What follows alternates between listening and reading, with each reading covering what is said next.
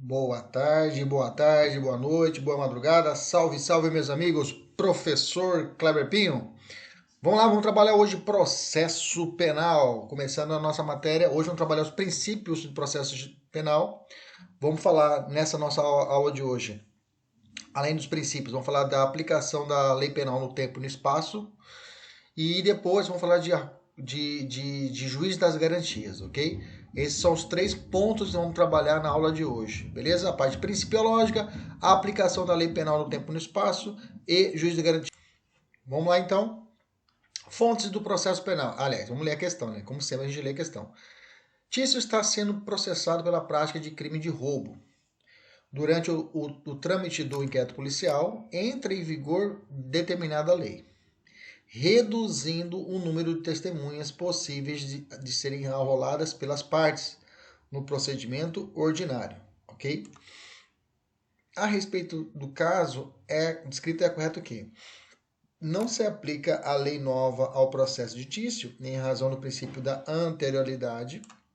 A lei que reger o processo é a lei do momento em que foi praticado o crime, à vista do princípio do tempus regi actum, em razão do sistema da unidade processual, pelo qual a única lei deve reger todo o processo, a lei velha continua ultrativa, ou seja, ela morreu, mas continua vigente.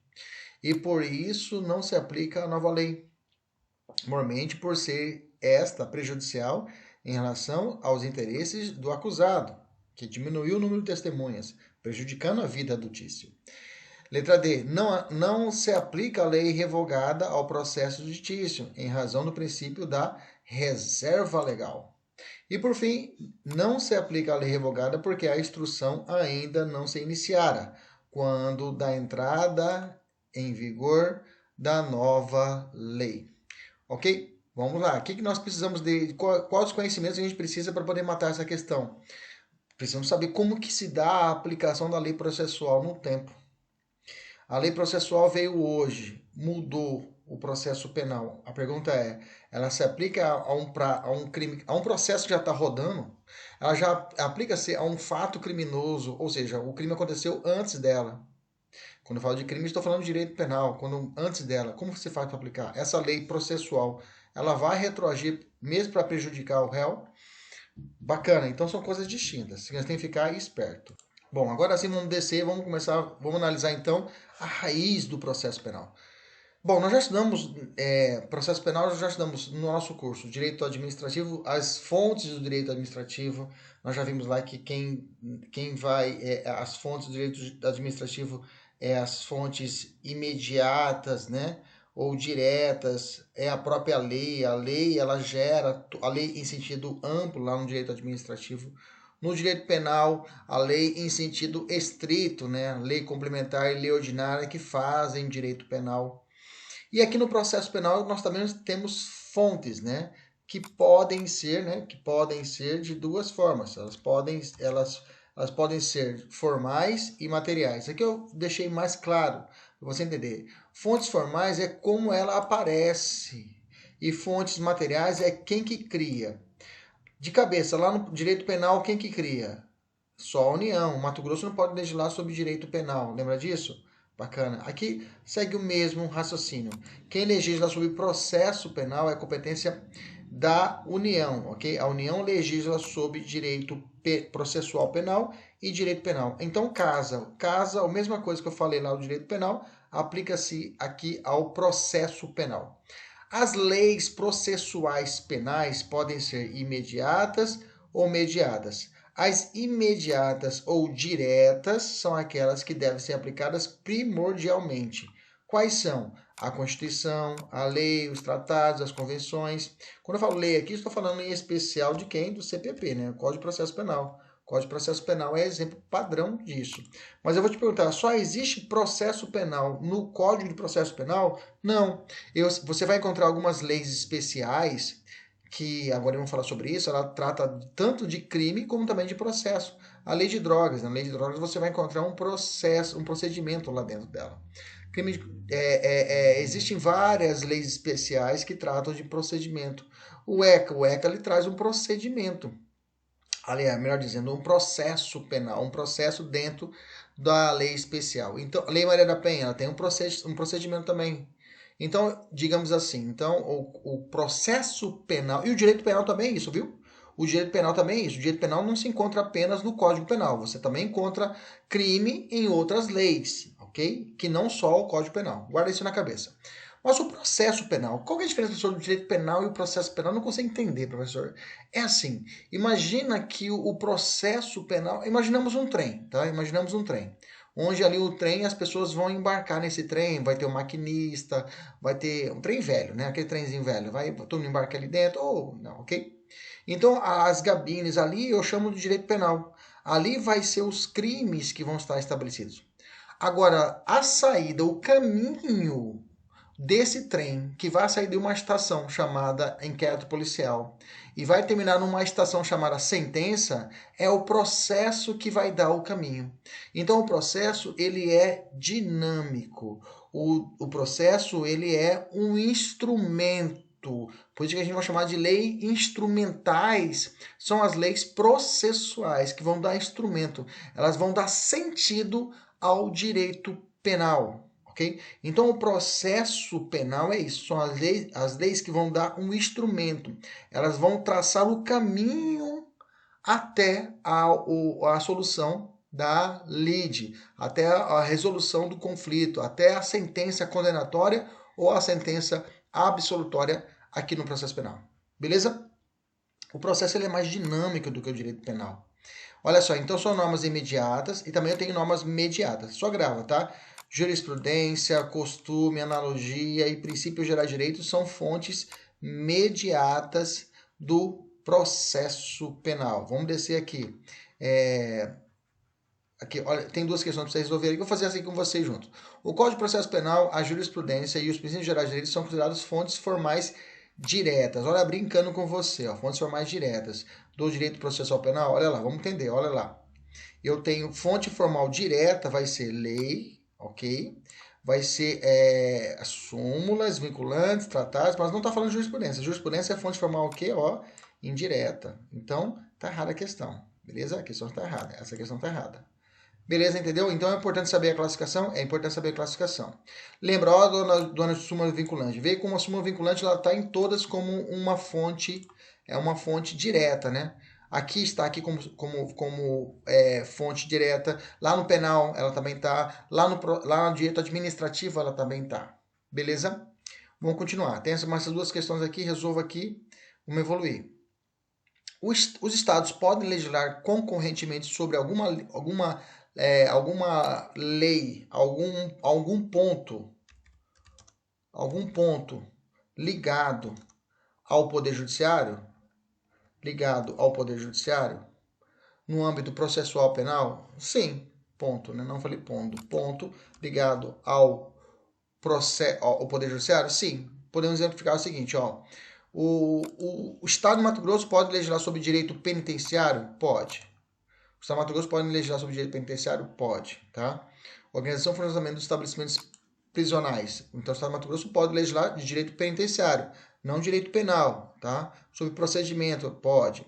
Custas e serviços fora, você pode legislar o Mato Grosso? Pode, tá? Fotocópias, ok? Criação e funcionamento de juizados especiais criminais, pode legislar o Mato Grosso?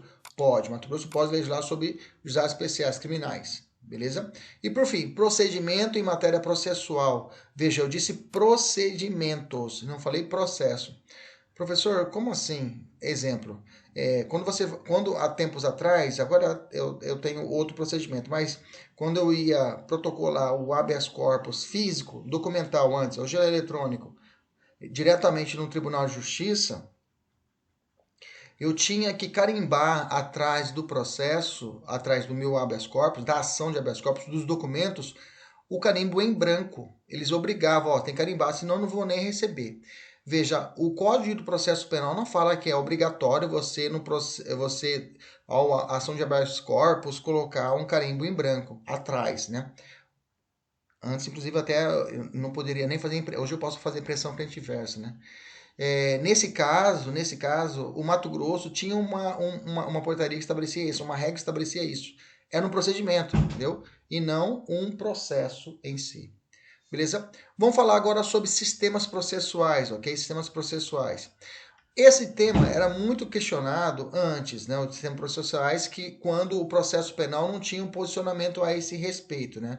O processo penal não tinha um posicionamento se o nosso sistema era um sistema acusatório, era um sistema penal misto, ou era um sistema penal misto, acusatório ou misto, né? Um desses três sistemas. Não tinha um posicionamento do Código de Processo Penal. Bom, com o advento agora do pacote anticrime, que mudou o Código de Processo Penal, temos agora a clara institucionalização do sistema processual acusatório, tá? Já no artigo 3º do nosso Código de Processo Penal. Beleza? Então não tem mais dúvida quanto a isso. O sistema adotado no Brasil é o sistema acusatório. Não tem dúvida mais nenhuma a respeito disso, beleza? Mas para nós entendermos o que era o sistema inquisitório, acusatório e misto. Eram sistemas que eles perduraram, principalmente o inquisitório, que foi a premissa do processo penal, até chegar a um sistema acusatório, que é um sistema triangular, né? O sistema inquisitório, esse primeiro sistema, ele tem raízes lá do Império Romano. Aqui inexistia regras de igualdade, de garantias, liberdades processuais, paridade de armas, não existia isso. Tudo ficava adstrito à mão de uma só pessoa, normalmente um só juiz. O juiz já fazia todas as três funções, a função de julgar, acusar e defender. Eu vejo muito aquela, não sei se vocês me lembram, todo mundo lembra do filme ou da história de Cristo, né? Que quando Pôncio Pilatos estava analisando, na hora que estava Pôncio Pilatos ali, ele fez as três funções. Ele acusou, deu a oportunidade de ampla defesa para Jesus se defender e ele já deu a sentença. Então, nesse caso, ali é uma figura clara do sistema inquisitório, onde ali existia que tudo se reunia na figura de uma só pessoa. A raiz do sistema inquisitório, a gente falava isso muito, eu estudei muito isso, desde a época da OAB, que no Brasil existem ranços do sistema inquisitório, sim, o inquérito policial. O inquérito policial, ele é um ranço, é uma sobrevivência, ele é uma fuligem desse sistema inquisitório que perdurava no processo. O processo inteiro era assim, que é o nosso inquérito policial. O nosso inquérito policial, nós sabemos que ele é dispensável, ele não é obrigatório, né? Então, o nosso sistema inquisitório está presente dentro do nosso inquérito policial, que há uma tendência, daqui a uns anos, dele se tornar quase que um sistema amplo de prova, né? Daqui a um tempinho. Agora com o juiz dá garantias, então está tendo uma tendência que daqui a um tempinho até o inquérito policial será mais público, será mais aberto do que como é hoje, que é o sistema sigiloso, ok? Beleza? Acusatório, o acusatório. O acusatório foi criado na origem inglesa e francesa, né? Após a Revolução, somente a Revolução Francesa, onde implica o estabelecimento de uma relação triangular. Por que triangular? Eu vou ter a figura muito bem clara, o sistema acusatório está muito em voga, você abre os podcasts, você abre os vídeos, você abre os sites de jurídicos, estão discutindo muito o sistema acusatório. Tudo se volta ao sistema acusatório. O sistema acusatório ele tem que ser muito claro a figura. Quem é o juiz, quem é o defensor e quem é o acusador. Veja, forma um triângulo. Juiz, defensor e acusação, para formar um triângulo. Isso é o sistema acusatório. O sistema acusatório não pode ter a oportunidade, por exemplo, do juiz ser o investigador, o juiz como o Ministério Público. Nós vamos estudar isso que agora, com o artigo 3º do Código Penal, o 3A, o 156, que já existia, ele caiu por terra. Ele tem forte tendência de não existir, porque é a oportunidade onde o juiz poderia, de ofício, produzir prova no processo penal. A busca da verdade real, essa busca da verdade real ficou mitigada, ficou diminuída. Calma, vou explicar para vocês, ok? Então tá bom. Então, o sistema, esse processo é até babo, tão gostoso que a gente aprender. Vamos lá. Então vamos lá. Então eu tenho o seguinte: assegura a garantia de uma ampla defesa em contraditório, ok. E se desenvolveu um sistema misto, né? Muitos doutrinadores diziam até que o Brasil era um sistema misto, porque tinha uma parte que era inquisitorial, que é o inquérito policial, e outra parte que é o processo, e aí sistema acusatório, sistema diferenciado, onde tem o juiz, promotor, tudo separado. E aí muitos doutrinadores apoiavam o sistema misto, mas a majoritária dizia que realmente era acusatório, porque o inquérito policial é dispensável. E hoje o sistema adotado no Brasil, já, como eu disse para vocês, já não há mais dúvida, é o artigo 3A do advento de 2019 agora, da Lei 13.964, que é o pacote anticrime, e ele traz bem claro a figura do sistema acusatório brasileiro. Ele fala assim, no 3A, o processo penal terá a estrutura acusatória. Acabou, ok? Vedadas, olha lá, a iniciativa do juiz na fase de investigação. O juiz sozinho não pode mais pedir, ele não pode mais produzir prova, não pode mais sozinho, sem a provocação de alguém. Alguém tem que provocar ele. E a substituição da atuação probatória do órgão de acusação. Então, o juiz não pode mais figurar na figura de ele investigar e ele também não pode substituir, ou seja, fazer o papel do Ministério Público. Então, falou, olha, cada macaco no seu galho. Por óbvio, né, gente, uma visão crítica, claro, dessa mudança, né, a Lei 13.964 de 2019, a gente vai perceber isso, que é a chamada reação legislativa. O que é reação legislativa? Que isso aconteceu na Itália, quando o processo, como lá tinha a Operação Lava Jato, nós tivemos aqui também, lá na Itália tinha a Operação Mãos Limpas, né? E lá houve uma chamada reação legislativa. O que é a reação legislativa? É quando o legislativo ele está perdendo o jogo, aí ele apela. O que ele faz? Ele começa o quê? Criar leis que vão bloquear o poder judiciário. Ele cria leis para poder segurar a força do poder judiciário. Isso aconteceu, amanhã nós vamos falar sobre isso, sobre o sistema acusatório, a lei de abuso de autoridades, é claramente isso, né? Você começa a ler, você fala, nossa, como que hoje, até conversei com os delegados a respeito disso, falei, claro, Kleber, para mim poder fazer uma ação hoje, eu tenho que pensar 3 vezes, mas deixa isso para a aula que vem, tá? Olha só essa questão aqui. No processo penal, as características do sistema acusatório incluem a clara distinção entre a atividade de acusar, julgar a iniciativa probatória exclusiva das partes e o juiz como terceiro imparcial e passivo na coleta da prova, e neutralidade do juiz, igualdade de oportunidade das partes do processo e repúdio à prova tarifada, tá certo? O que é prova tarifada? Deixa eu explicar para você. Prova tarifada era um sistema de provas. Nós vamos falar sobre isso, a gente vai falando sobre provas, em que ele advém do sistema inquisitório, onde uma prova já tinha um valor determinado. Aquela frase, a confissão é rainha das provas, ela vem dessa época. É como se fosse um jogo. Quem conseguisse mais pontos, ou conseguiria a acusação, ou conseguiria a absolvição. Beleza? Tranquilo? Responde para mim essas duas questões aqui, sobre o sistema acusatório, se cada vez por separação, tá facinho. Vamos lá. Beleza. Princípios constitucionais aplicáveis ao processo penal. Vamos lá, nós temos vários princípios processuais. De novo, nós trabalhamos em penal, trabalhamos em civil, em administrativo, estamos trabalhando também em constitucional, os princípios fundamentais, estamos falando sobre garantias individuais, que são princípios, a base de tudo, além de ser regra, mas são princípios. Então nós temos que basear, nós temos que estar prontos, temos que estar armados para uma questão de segunda fase, uma prova mais avançada, que nós temos que ter esses princípios. Sempre começar falando de princípios, isso é muito importante numa segunda fase, sempre começar a falar de princípios. Então sempre dominá-los. Vamos lá. Princípio da presunção de inocência ou de não. Cuidado com os apelidos, viu, gente? Com os epitetos ou com as alcunhas dos princípios. Você pode encontrar o princípio da presunção de inocência ou de não culpabilidade, ou do estado de inocência, ou da situação jurídica de inocência, ok? O que se entende pelo princípio da presunção de inocência? Nós já falamos isso um pouquinho lá em penal, né? O princípio é um princípio constitucional, onde o poder público está impedido de agir, de se comportar em relação ao suspeito, ao indiciado, ao denunciado ou ao acusado, como se esses já houvessem sido condenados, definitivamente, enquanto não houver sentença condenatória transitada no julgado. Gente, a presunção de inocência hoje, o sistema judiciário faz o seu controle, mas hoje há um controle até moral da presunção de inocência que é violado. O que eu quero dizer para você? Por exemplo, se alguém, aquele juiz que não quis, o desembargador que não quis utilizar a máscara, ele pediu desculpa, mas já está fritado pela sociedade. Há um julgamento moral quanto a isso.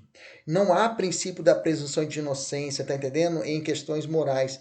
No processo penal, mas a questão é quando isso há um casamento. Quando há um julgamento moral, fica difícil o combate judiciário, a análise jurídica da causa. O juiz fica viciado, o policial fica viciado, o promotor fica contaminado por isso. Por isso que é muito importante a figura do juiz das garantias, que vem trazendo essa divisão, que agora vamos falar sobre ele. Ok? Então a presunção de inocência, ele é base no direito processual penal brasileiro e é um direito constitucional, na verdade. Ele aplica também não só para o processo penal, mas também aplica para todas as outras áreas do direito, ok? Quais são os desmembramentos da presunção de inocência que nos interessam para o processo penal? Temos duas regras, uma regra probatória e uma regra de tratamento, tá? Aqui estou usando Nestor Távora, essa classificação.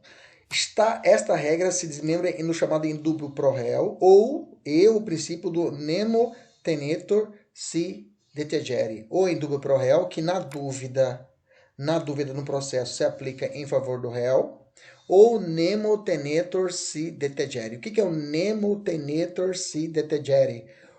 É o princípio da não autoincriminação. Vamos falar dele agora, ok? E o outro de regra de presunção de inocência é o tratamento. Tratamento quer dizer esta regra, ou a presunção de inocência, reprime a excepcionalidade das medidas cautelares, segregadores de liberdade. Nosso Brasil, a liberdade é a regra e não a prisão, ok? A liberdade é a regra, né? Isso sempre vai nos nossos pedidos na justiça aí, bem claro, fala que no sistema penal brasileiro, sistema processual penal brasileiro, a liberdade é a regra, não é a exceção. Quais as bases legais? Eu tenho o artigo 557, tá? Da Constituição, que trata sobre que ninguém será considerado culpado até o transjulgado da sentença penal condenatória. Você vai dizer que eu vou usar muito isso daqui para vários princípios que são irradiados dele. Eu tenho o artigo 8º do Pacto São José da Costa Rica, que toda pessoa acusada de delito tem direito a que se presuma inocência enquanto não se comprove legalmente a sua culpa. Além disso, eu também tenho a Declaração Universal de Direitos Humanos de 1948, que também trata disso. Depois a gente vai falar sobre ela exclusiva na nossa aula de Direitos Humanos, ok? Então é isso aí. Já fiz essa pergunta aqui com vocês, né? É possível a decretação excepcional de uma prisão temporária ou preventiva sobre alguém sobre o qual pairam indícios suficientes de autoria, mas que ainda não pode ser considerado culpado? Pode, viu, gente? Não quer dizer que é uma presunção de inocência. A possibilidade de prisão de um sujeito preventivamente ou temporariamente não viola a presunção de inocência, beleza? Mas decretação de prisão preventiva com a finalidade de antecipação de cumprimento da pena, ou seja, a prisão em segunda instância, não, tá? Já falei para vocês que o Supremo tinha um entendimento em 2016, voltou ano passado atrás, no sentido de que chegou à segunda instância, o sujeito já era considerado culpado, não existia mais presunção de inocência.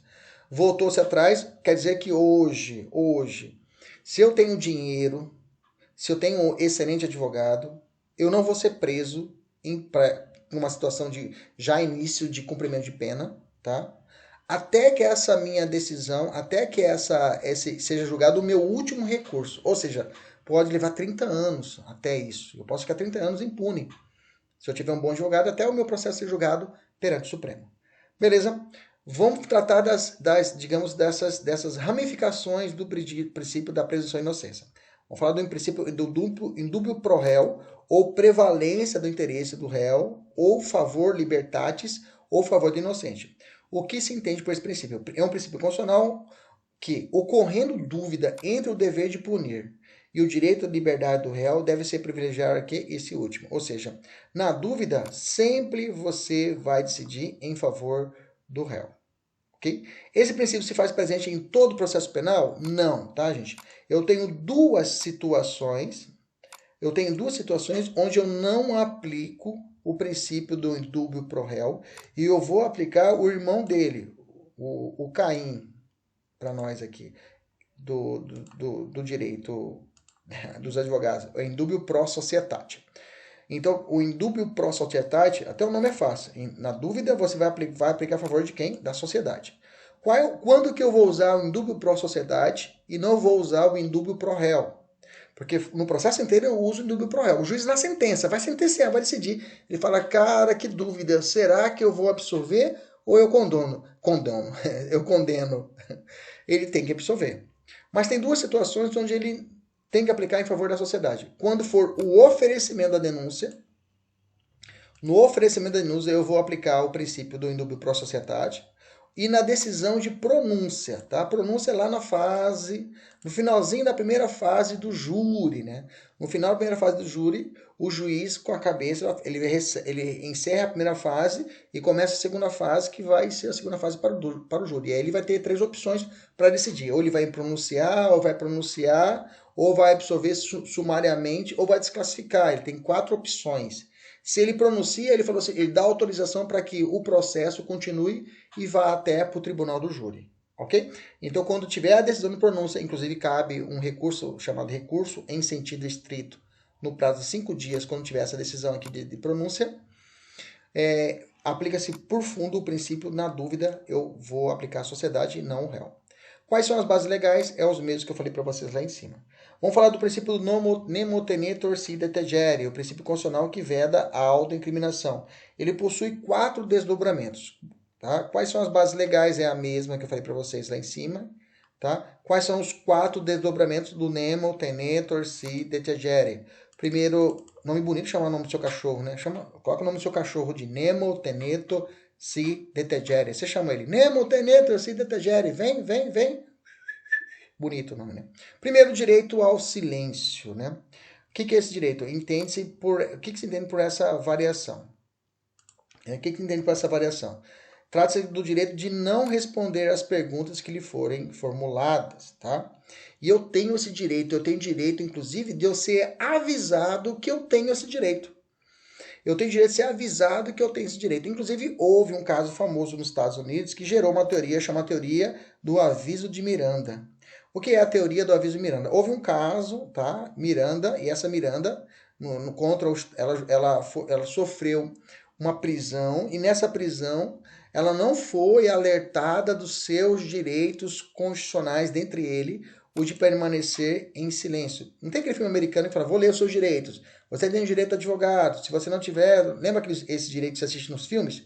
Pois é, gerou-se do caso Miranda Riggs. Esse caso, ele tornou-se obrigatório, quando a realização de uma prisão pela polícia, a leitura de seus direitos. No Brasil, professor, tem essa leitura de seus direitos na prisão? No Brasil, nós não temos. Esse caso é bacana para poder fundamentar aí numa dissertativa, né? No Brasil, não temos esse caso do aviso de Miranda. Mas temos momentos no processo penal onde você tem que ser informado do seu direito a permanecer em silêncio. Por exemplo, lá na lavratura do auto prisão em flagrante e por tempo quando ele for prestar um depoimento perante a justiça ou um interrogatório do réu. Lá na justiça não, lá na delegacia mesmo. Então, durante o preenchimento do auto prisão em flagrante e prestar seu interrogatório na delegacia, ou seja, o depoimento, nesse caso, é necessário que conste, normalmente já consta no documento, já está constando. Foi lido os direitos ao fulano de tal, ele foi observado, ele concordou, uma coisa assim, ok?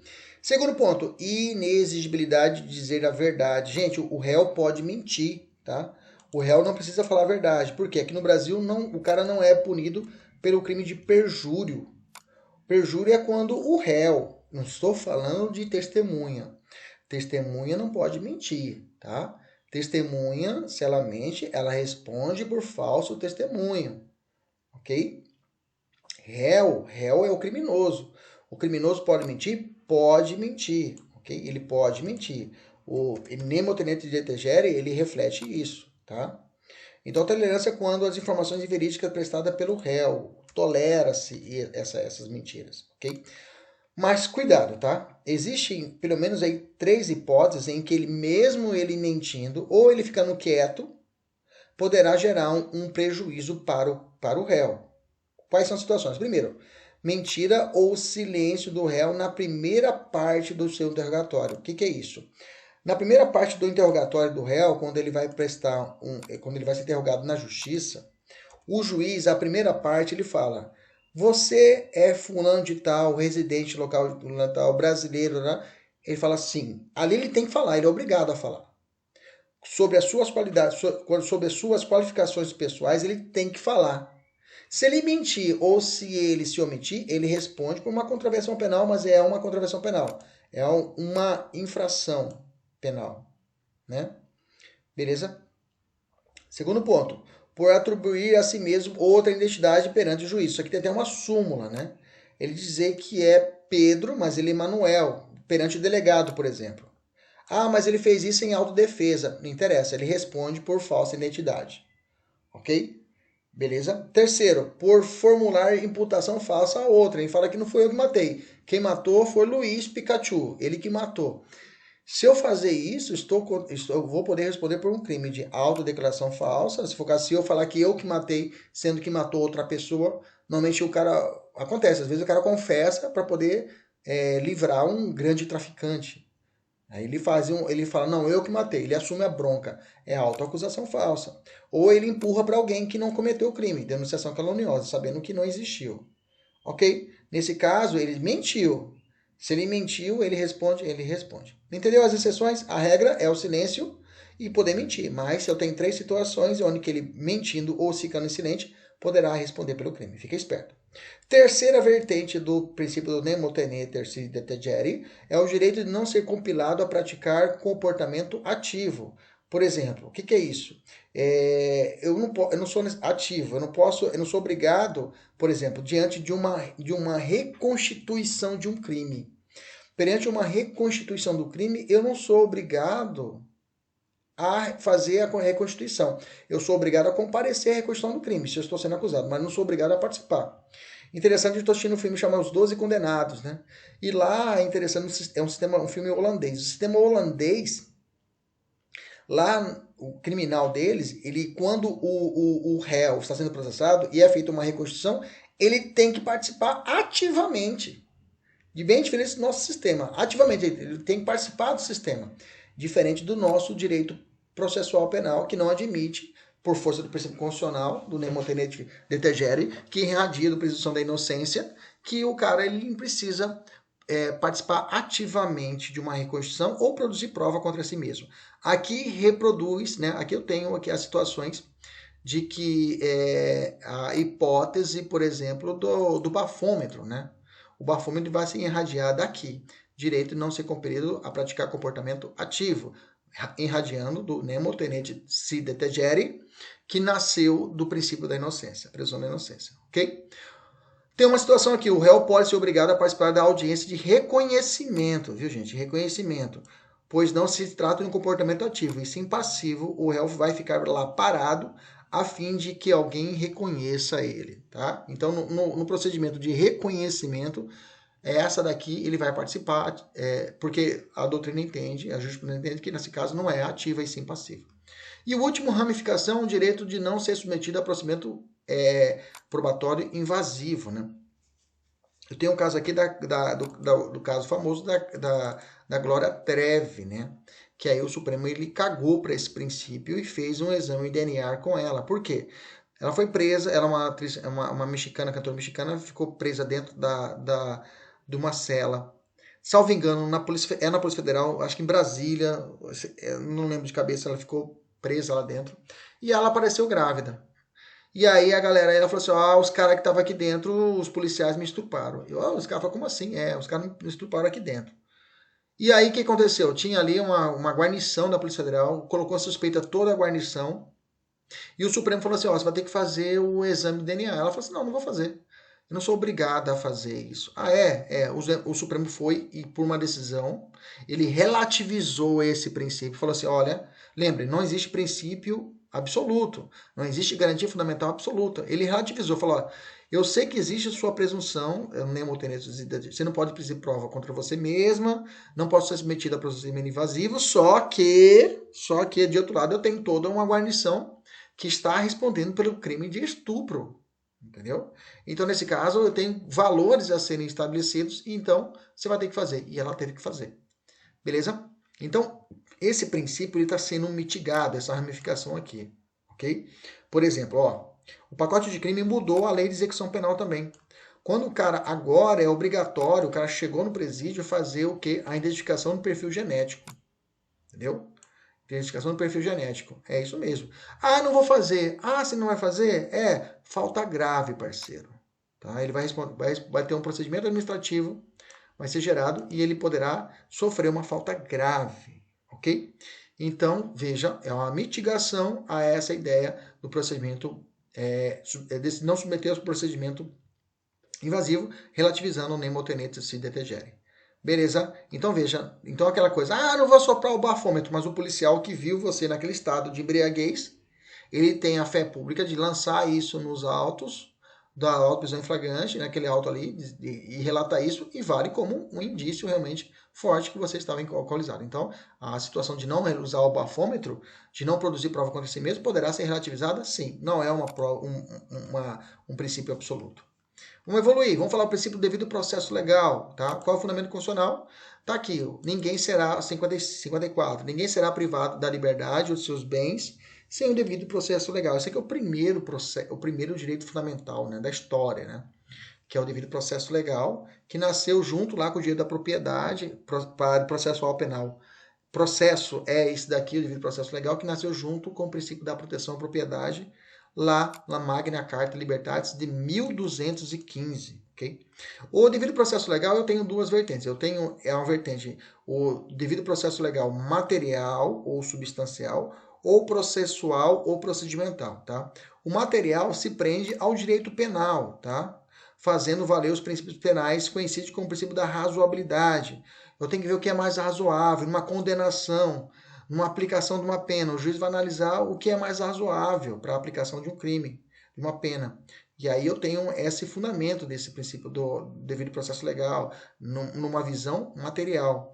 Já na visão processual, o devido processo legal, ele se prende a um procedimento e a ampla possibilidade do réu produzir prova e outros meios de defesa. Então o réu vai ter a oportunidade de produzir prova ou outros meios de defesa, tá? Ele vai desdobrar no princípio do contraditório e da ampla defesa, ok? Contraditório e ampla defesa. Aqui está o 50. O 50 fala assim: aos litigantes em processo judicial ou administrativo e aos acusados em geral, gente, acusado em geral, até uma associação de moradores do bairro Pedra 90, se eu quiser destituir um associado, eu tenho que ofertar para ele o devido processo legal, tá? O devido processo legal não se aplica apenas no âmbito Estado e indivíduo, que é uma relação vertical. O devido processo legal, e como todos os outros direitos fundamentais, também se aplica no âmbito horizontal, ou seja, entre as partes, tá? Uma eficácia horizontal. Contraditório, vamos lá. O contraditório também é feio dividido. Gente, não fica preocupado nesses pequenas divisões, tá? Eu fiz uma forma de fatiado para você entender melhor os princípios, tá? Não vai cair na prova conforme a característica letra A, mas você tem que entender o princípio em si, onde é que está encaixado cada situação prática, ok? O réu, pelo princípio do contraditório, tem o direito de conhecer a acusação a ele imputada e dela contraditá-la, evitando que venha a ser condenado sem ser ouvido, tá? Com ele tem os 3 direitos das partes que devem ser atendidos. Direito de ser intimado sobre os fatos e provas, direito de se manifestar sobre os fatos e provas e direito de interferir efetivamente no processamento do juiz, ok? Através de recursos e tudo mais. O princípio contraditório abrange apenas a ciência dos atos processuais. Ciência dos atos processuais? Não, não é só isso. É o direito de não só ficar sabendo dos atos processuais, e sim também de mudar a decisão do juiz, convencer o juiz. Ampla defesa. Ampla defesa divide-se em autodefesa e defesa técnica, tá? A ampla defesa é dividida em duas, a autodefesa e a defesa técnica. A autodefesa é a defesa disponível exercida pessoalmente pelo réu, por exemplo, o direito ao silêncio. O direito ao silêncio é uma hipótese de autodefesa.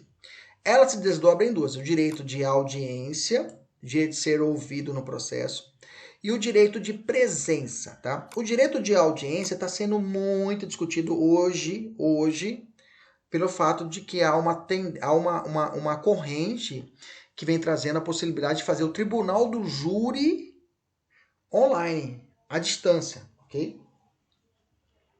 E muitos advogados já estão levantando o braço, a Defensoria Pública também, de que isso vai estar violando diretamente o princípio da autodefesa, da ampla defesa, no seu viés autodefesa e no seu ponto direito de audiência. Ok? Outro também é o direito de presença. O réu tem direito de se fazer presente aos atos processuais. Então, o autodefesa ele vai dividir nesses dois, direito de audiência e direito de presença. Defesa técnica é o outro vertente do ampla defesa. A defesa é indisponível, exercida por defensor técnico, tá? Professor, a pessoa pode defender-se sozinha no processo penal, sem advogado, exercer o jus postulandi? Não, viu, gente? É necessário defesa técnica, tanto é que é um princípio. Nenhum acusado, ainda que ausente, será processado ou julgado sem o que? Defensor. Tem que ter advogado. Advogado constituído ou, pelo menos, um defensor público constituído. Bacana? Vamos evoluir. Nenhum acusado, ainda que ausente ou foragido, será processado, julgado sem defensor. Certo ou errado? Tá certo. Princípio da isonomia processual, ou par conditio, ou paridade de armas. O que se entende por esse princípio? Decorre do princípio da isonomia genérica considerado. Lembra da isonomia? Todos são iguais perante a lei, né?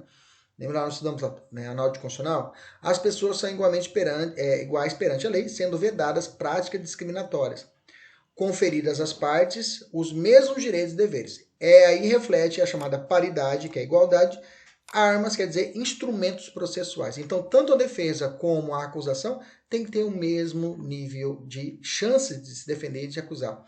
Ou seja, se eu tenho 5 dias para manifestar num documento para acusação, a defesa vai ter quantos dias? 5 dias. Ok? Cuidado. A ação penal pública, ok? O princípio da igualdade das armas mitiga o princípio pela ação penal pública, melhor dizendo, pela ação penal pública, o princípio da igualdade das armas diminui o princípio da oficialidade. Como assim, professor? O princípio da a igualdade das armas, paridade, ele vai diminuir, mitigar é diminuir o princípio da oficialidade? Sim. Entenda. Nós não estudamos ação penal ainda, mas entenda o seguinte. No processo penal, existe na ação penal pública, lembre-se, ação penal pública, chama seu marido aí, chama sua sogra e fala no ouvido dela, ação penal pública, Ministério, dá uma cuspida, público, fala assim, ação penal pública, Ministério, ou põe farinha na boca e fala no ouvido dela, ação penal pública, Ministério Público, bacana? Na ação penal pública que é comandada pelo Ministério Público, hoje eu estou inspirado, né? É só bobagem, né? Vamos lá, força. Ou seja, o princípio da oficialidade consiste no fato de que a iniciativa da ação penal deve partir do Estado. E, em algumas circunstâncias, a repressão ao criminoso constitui uma função do Estado. Perfeito. Assim, é indispensável que sejam instituídos órgãos encarregados da persecução penal. Perfeito. Significa, portanto, que o Estado, que os órgãos encarregados de deduzir a pretensão punitiva devem ser oficiais do Estado, como são a autoridade policial. Perfeito. Assim, pela paridade de armas, o princípio da oficialidade é diminuído, reduzido pelo simples fato de que a parte também poderá produzir prova por aqueles que não fazem parte dos órgãos oficiais. O que quer dizer a paridade das armas? A paridade das armas que é o seguinte, na ação penal pública, quem vai mandar? O promotor de justiça. Ele produz a prova. Então, a prova tem que nascer de órgãos oficiais. A partir do momento que eu der chance para Kleber, advogado, que não é pertencente ao órgão oficial, a poder produzir prova também, acaba que esse campo de força do Ministério Público, do órgão oficial, diminui. Porque vai crescer o meu campo de força, que é a minha possibilidade de fazer prova. Então, por isso que o princípio da paridade das armas, ele vai diminuir o campo de atuação do princípio da oficialidade pelo Ministério Público. Quer dizer que, a partir do momento que eu tenho a chance do particular, do advogado fazer prova, ele está diminuindo o campo de atuação, o campo de força da ação penal pública, do princípio da oficialidade, onde só os órgãos oficiais podem fazer prova. Ok? O acusado que estiver sob patrocínio da Defensoria Pública para o exercício de sua defesa não será estendida a garantia da paridade das armas. Errado, tá? Procurador da República. O princípio da igualdade de armas é mitigado na ação penal pública pelo princípio da oficialidade. Gente, está ao contrário. Tá ao contrário, não. Essa ideia é vice-versa, tanto de uma como de outra, tá bom? Então, o princípio da igualdade das armas é mitiga, né? O princípio da igualdade das armas, mitiga. Deixa eu consertar. A ação penal pública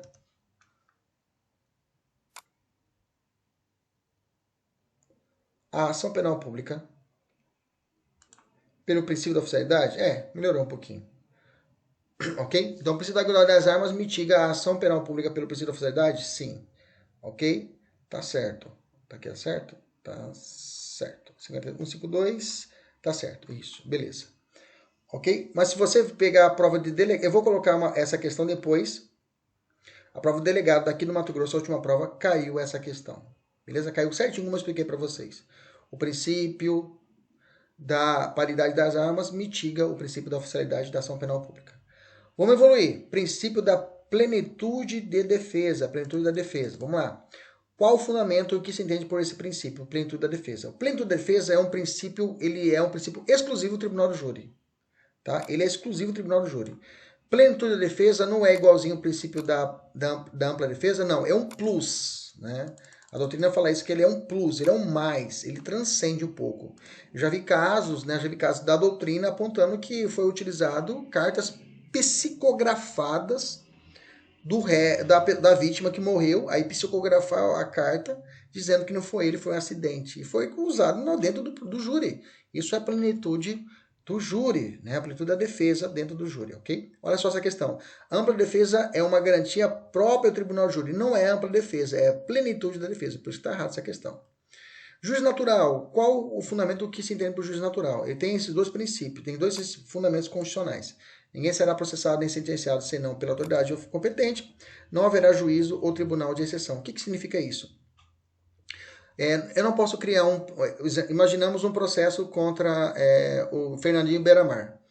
Gente, Fernandinho Beiramar ou Marcola. Vamos fazer o seguinte, vamos pegar um juiz exclusivo, vamos escolher um juiz, linha dura, e vamos mandar esse processo para esse juiz julgar exclusivamente o Marcola. Veja, vamos julgar de forma excepcional, porque existe uma regra que é a distribuição. Chegou o processo, distribui, ninguém sabe para onde vai cair. Se caiu para um, vai para o outro, para o juiz. Então não tem uma escolha, você não escolhe o juiz que vai julgar. A partir do momento que eu começar a apontar o dedo, escolher um juiz para poder julgar a causa, isso é um juízo de exceção. Se eu fazer um tribunal exclusivo para poder julgar determinadas pessoas, isso é um tribunal de exceção. Isso não pode no âmbito interno brasileiro, tá? Eu digo para vocês, no direito internacional, o direito humanos internacional é possível, mas aqui não, ok? Então, é princípio que o julgador, quando chamado a se pronunciar em determinado processo, e deve ser escolhido por regras de competência estabelecidas previamente pela lei ou pela Constituição. Existe também, hoje o Supremo já entende também, reconhece também o chamado promotor natural, né? O promotor que tomou primeiro é o promotor natural, não pode ser um promotor selecionado, escolhido para poder julgar determinadas causas. Okay? Princípio da publicidade, já falamos dela no direito administrativo, reflete as mesmas coisas lá, que nós falamos bastante nela. Temos esses princípios que vai falar que a lei só pode restringir para que processo penal eu não posso ter algumas restrições, né? Aqui eu tenho aqui umas espécies de publicidade. Tem publicidade aqui que pode ser geral, né? E pode ser uma publicidade específica, né? Defesa da intimidade das pessoas, né? Que deve ter uma certa restrição, ok? Para esse julgado. Olha, se eu pudesse jogar um míssil nesses motoqueiros que passam aqui perto de casa, que isso, não sou contra os motoqueiros que estão aqui ouvindo, nossos alunos queridos, mas tem uns caras que mexem no escapamento de propósito, para ferrar a vida de quem tem uma paz. Eu moro perto de uma rotatória aqui, e aí, parceiro, tem uns fiada roxa. Vamos lá, volta aqui. Então eu tenho essas duas espécies de publicidade. Não vou aprofundar da publicidade, nós já falamos muito dela já, em direito constitucional e no direito administrativo, ok? Vamos evoluir aqui.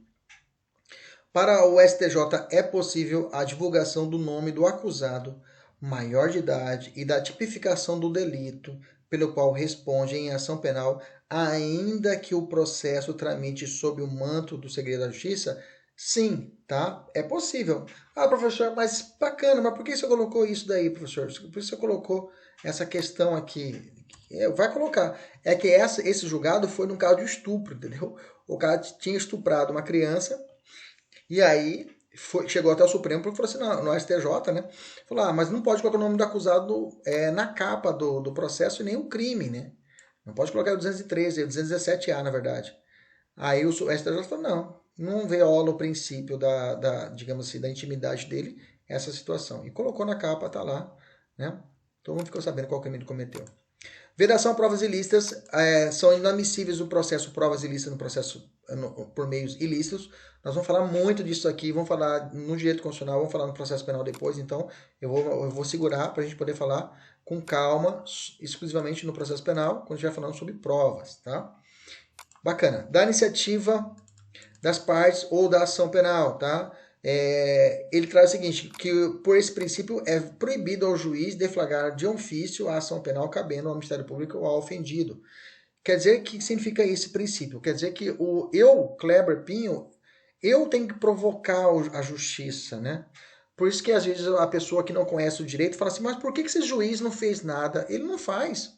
O juiz não pode fazer, e às vezes a gente coloca toda a culpa no juiz. Mas se o juiz o fez, ele só fez porque houve uma provocação. Exceto o Supremo, né?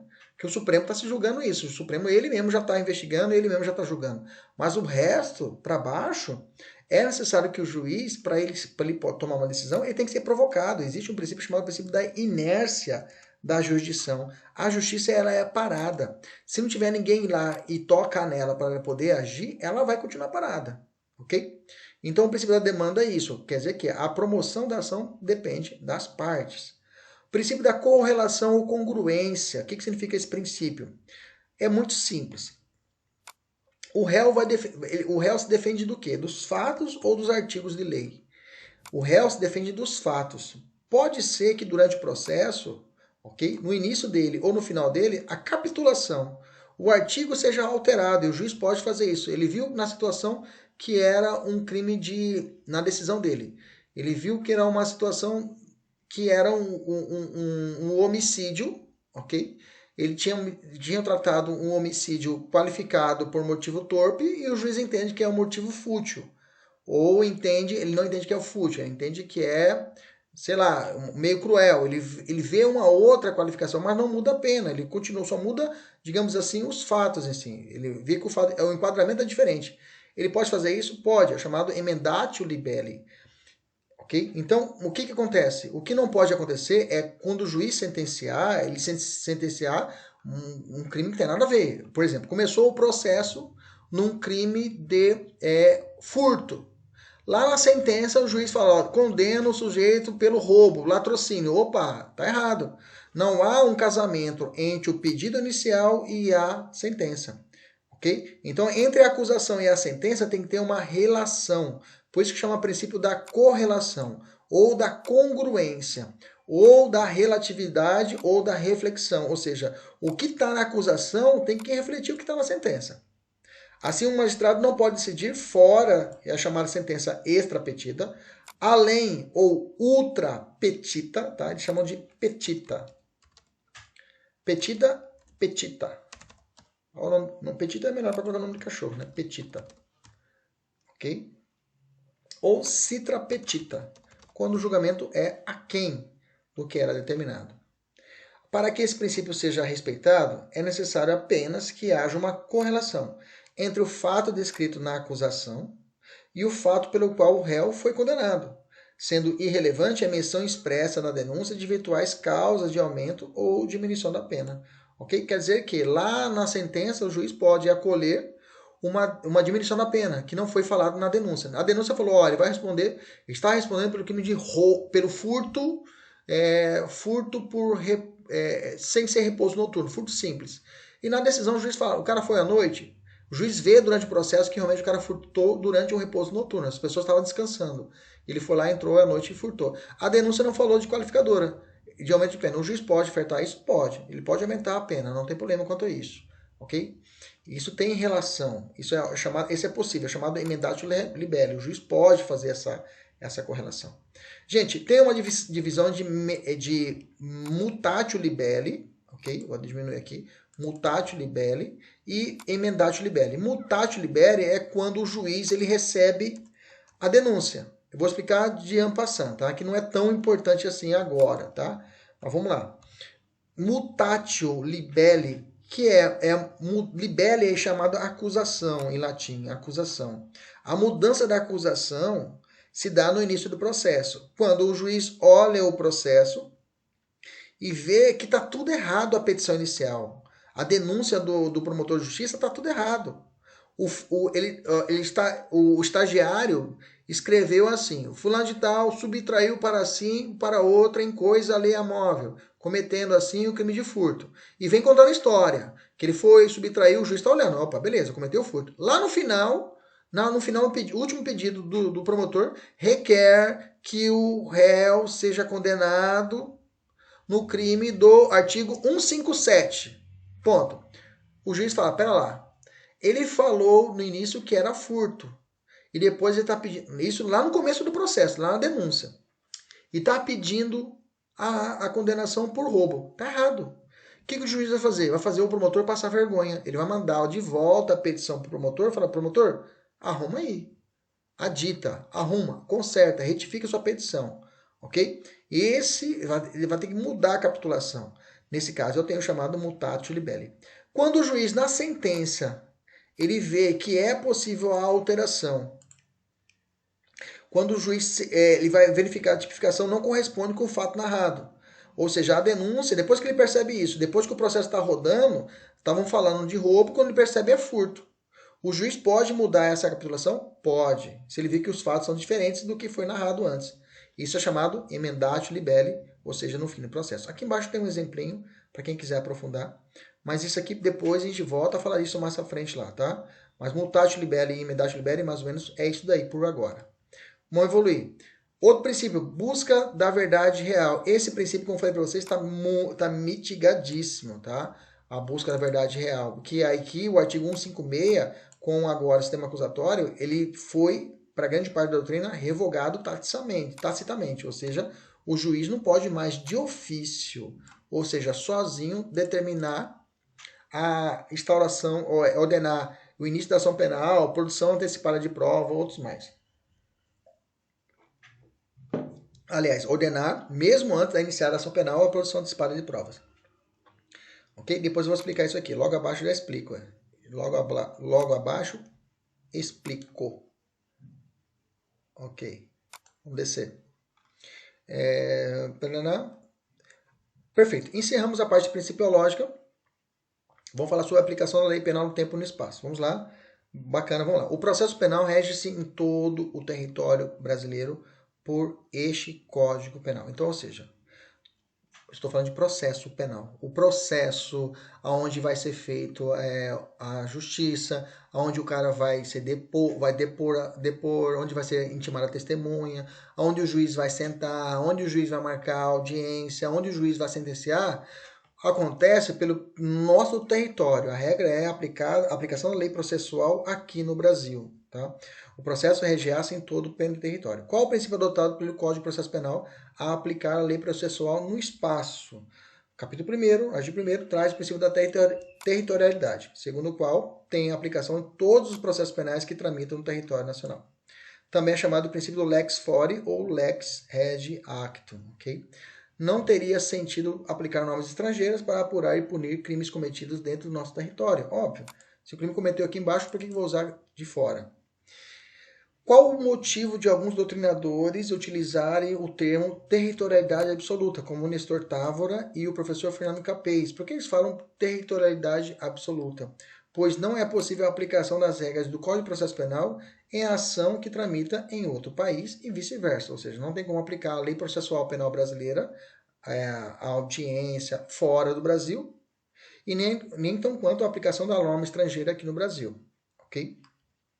Bacana? Em relação, até o CESP já utilizou esse princípio, esse termo, territorialidade absoluta. Olha lá, essa prova. Em relação à aplicação da lei penal no espaço, vigora o princípio da absoluta territorialidade da lei processual penal. Tá certo. Ok? Bom, tem exceções. Tem exceções em que vai ocorrer uma situação onde eu vou pegar o Código de Processo Penal, eu vou afastar e vou pegar outra regra processual penal, outro caderno, outro livro, outro processo penal e aplicar no Brasil. Quando acontece isso, professor? Quais são as exceções? O próprio artigo que nós acabamos de ler, o próprio artigo 1º traz as exceções, tá? Que são 3, os tratados, convenções internacionais, prerrogativas constitucionais e o inciso 3, processo da competência da justiça militar. O inciso 4 e 5, tá? O inciso 4 e 5 e o parágrafo único não se aplicam mais, tá? No direito brasileiro, nem vou discutir a respeito deles, já estão afastados. Então só vou cuidar dos incisos 1, 2 e 3. Vamos lá. Olha só como já caiu. A imunidade plena que se rege a imunidade de jurisdição plena que rege as relações diplomáticas decorre da aplicação da regra da territorialidade adotada pelo Código do Processo Penal brasileiro. Errada. Se está falando de imunidade diplomática, está falando da exceção. Se é exceção, não se aplica a lei processual brasileira. Mas vou explicar em detalhes aqui embaixo. Vamos lá. Vamos continuar aqui. Responda essas duas questões aqui. Veja que hoje eu peguei leve com as questões com vocês, né? Vamos lá. Hoje ficou mais doutrinária, para poder desenvolver mais o assunto. Os tratados, as convenções e regras de direito internacional. Vamos lá. Quando que tem um tratado internacional e não será aplicada a lei penal brasileira? A lei processual penal brasileira.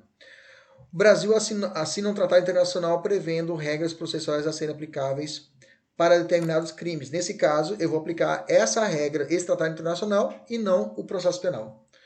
Outro exemplo é a Convenção de Viena. Ela trata sobre relações diplomáticas. Inclusive, esse aqui também é uma exceção para o direito penal brasileiro, no direito penal. Mas o processo penal, eu também utilizo essa regra. Tá? Lá eu tenho o decreto legislativo 103/64, promulgado pelo decreto 56/435, tem um procedimento para o processo e julgamento dessas situações de relações diplomáticas. Só que é o seguinte, a proteção diplomática se prende ao agente diplomático e sua família, tá? A sua mala, mas não a embaixada. Caiu na prova de 2017 da delegado lá do PCMS. A Lei Processual Penal tem aplicação aos processos em trâmite de processo do território brasileiro. Contudo, uma hipótese de exclusão da jurisdição pátria é a imunidade do agente diplomático. Até aí tudo bem. E seus familiares que com ele vivam. Tá certo, ok? Tá certo. Cadê a da embaixada? Eu fiz uma questãozinha da embaixada aqui embaixo, mas depois eu acho ela. Ou não coloquei.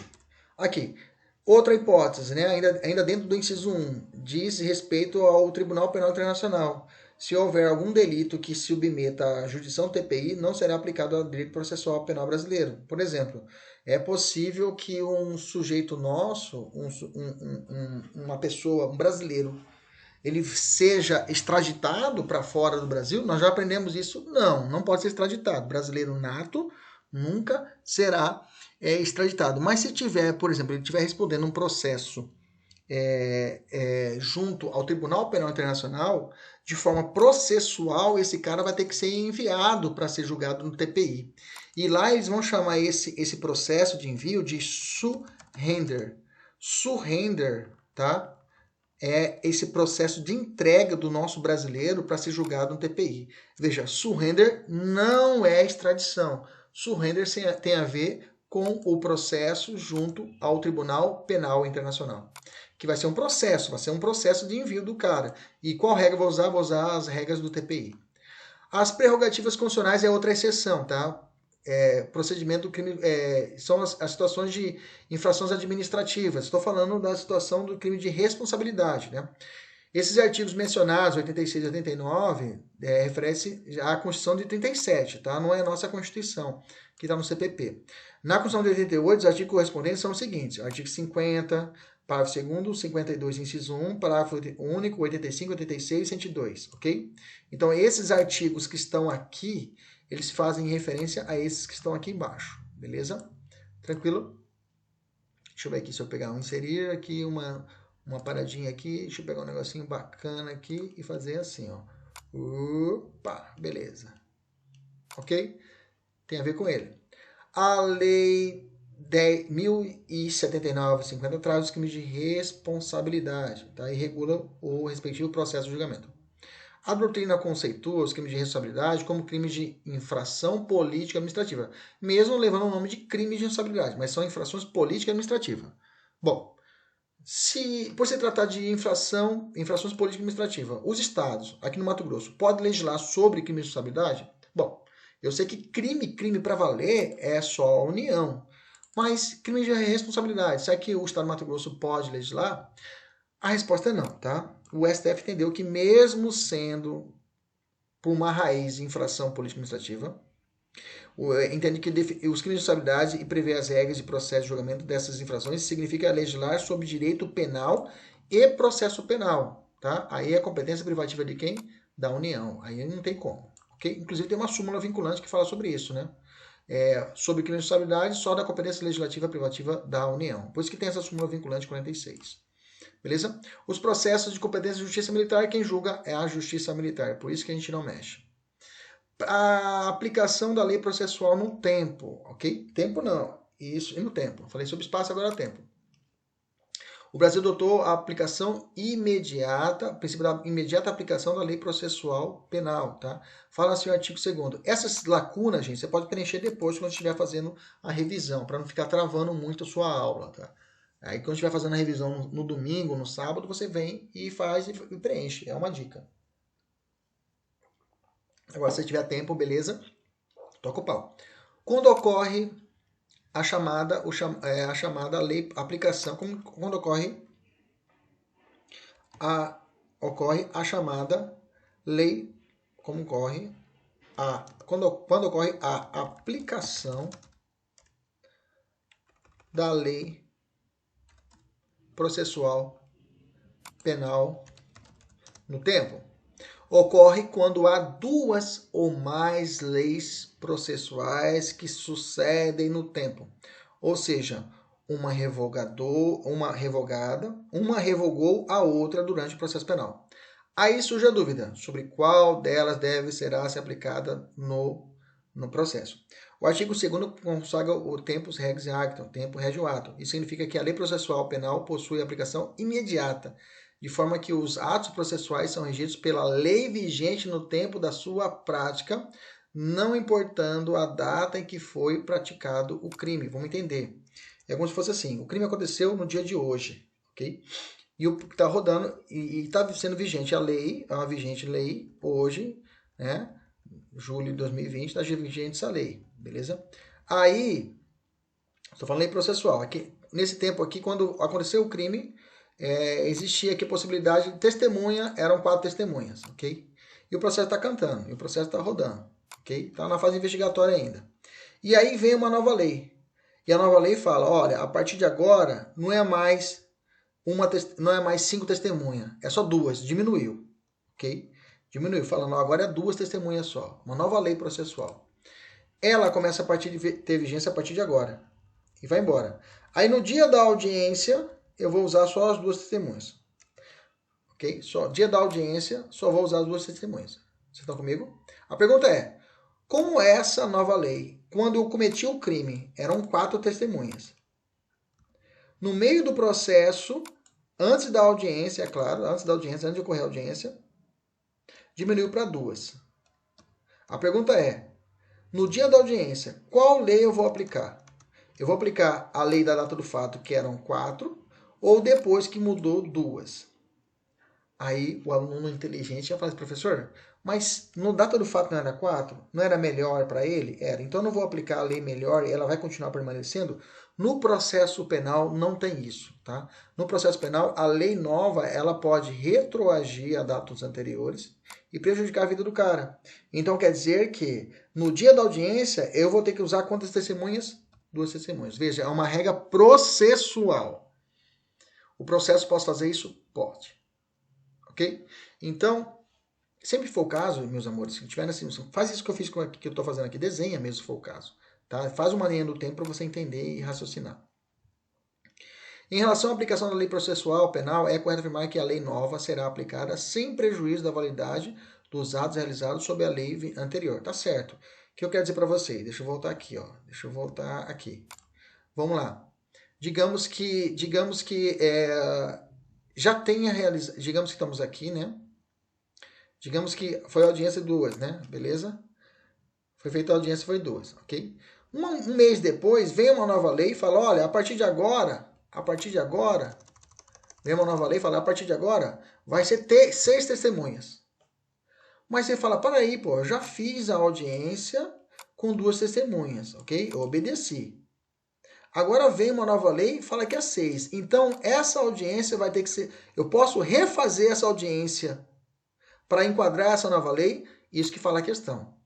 Em relação à aplicação da lei processual, é correto afirmar que a lei nova será aplicada sem prejuízo da validade dos atos realizados sob a vigência da lei anterior. Ou seja, o que foi feito antes dessa lei, ou seja, ela está sendo o quê? É válida. Ah, é nula porque veio uma... Não. Você fez 2 na época, era essa? Era essa. Então ela vai ser aplicada. Tempo rege o ato processual. Você está comigo? Beleza, então não vai ser feita de novo. Aqui então não tem uma... Vamos refazer porque mudou a lei. Não. Se você fez na lei anterior e eram 2, e agora é aquela que está valendo. Se você não fez o ato ainda, então você vai fazer a partir de agora com essa nova lei. Ah, mas vai prejudicar. Foda-se. Tá? Você vai ter que fazer com ela. Beleza? Tranquilo?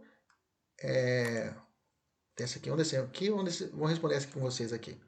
Aplica-se a lei processual nos estritos termos do artigo 1º, 2º, 3º do Código de Processo Penal. Terceiro já não aplica mais, porque não existe mais o terceiro quanto a isso, né? Podemos adaptar aqui, vamos colocar primeiro e segundo, né? Porque o terceiro já fala de juiz de garantias, né? Que antes existia esse artigo e falasse disso, mas não existe mais. O artigo 4º também não trata mais disso. Ok? Desde logo, sem prejuízo da validade dos atos processuais realizados sob a lei anterior. Tá certo. Ok? E as questões vão você ver, vai orbitar nisso. Vai falar que ela não vai prejudicar os atos anteriores, será aplicada a lei nova, mesmo se ela tenha validade. Ah, a lei anterior, na data do fato, era melhor, então ela vai ressuscitar. Não existe isso aqui, tá? Vai aplicar a lei por tempo do ato processual a ser realizado, mesmo que já foi feito, mesmo que o ato anterior, a lei anterior era benéfica, ok? Grava isso, beleza? Vamos evoluir na matéria, vamos embora, vamos evoluir, vamos lá. Dê um exemplo de aplicação da regra do tempus regi actum, também chamado de isolamento dos atos processuais, tá? Essa aqui é a teoria utilizada, tá? Salva esse nome aqui que normalmente utilizam outro nome para poder sacanear, tá? Teoria da unidade processual, né? É outra teoria, não. A teoria utilizada no Brasil é isolamento dos atos processuais, tá? Em matéria processual. Vamos imaginar o seguinte, Abud praticou um crime em 2007, sendo instaurado um processo penal para apurá-lo em 2008. Entra em vigor em 2008, tá? Em 2008, entra em vigor a Lei 11.719, trazendo a chamada citação por hora certa. Essa nova lei, que tem caráter processual, deve ser aplicada imediata, beleza? Então, já o processo do Abud foi em 2007. Ele cometeu o crime, melhor dizendo, em 2007. Foi instaurado o processo. Em 2008, apareceu essa nova lei, trazendo a chamada citação por hora certa. Logo em 2009, Abud foi citado de forma ficta pela citação por hora certa, porque ninguém encontrou ele, vamos citar por hora certa. Ok? Não importando que o crime tenha sido praticado antes da vigência da lei. Mas, por outro lado, se Abud tenha sido citado por edital no lugar da hora certa, no ano de 2007, antes da nova lei, esse ato foi válido? Ou deverá ser feito de novo? O ato foi o quê? Foi válido. Ok? Então, lembra que eu falei para vocês? O que foi vigência da lei anterior está valendo. Este ato foi pretérito, não mudando nada no fato. Então é isso aí. Então o ato regido pela lei vigente, a sua prática está valendo. Assim, a Lei X de 2008 pode ser aplicada ao fato criminoso ocorrido antes de sua vigência, sem prejuízo da validade dos atos praticados, o que leva em conta, portanto, é a data da realização do tempus renti actum e não da infração penal. Beleza? Tem 2 questões aqui para você resolver. Resolve para mim aqui. Vamos lá.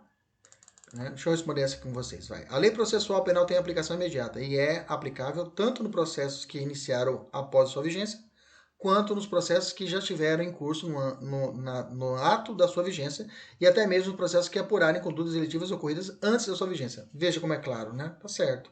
Entendeu, né, gente? Beleza? Vamos aqui. Mas a citação por hora certa, vamos falar no Abud ainda, é uma norma prejudicial ao réu, pois foge à regra da citação pessoal. Mesmo assim, ou seja, o Abud deverá ser aplicada em desfavor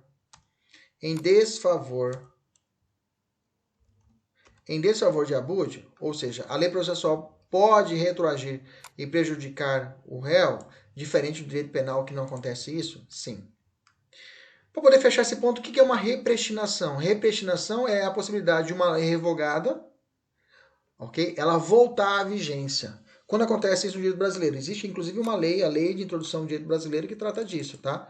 Só grava isso, só poderá existir a repristinação se tiver lei trazendo isso claramente. Se tiver uma lei trazendo isso, pode existir repristinação, ok? Na esfera da legislação processual, a repristinação somente se aplicará por força de decisão judicial? Não, por lei, tá? Errado. Existem exceções à aplicação da teoria do tempus regis actum? Existe exceção a essa situação que nós acabamos de falar aqui?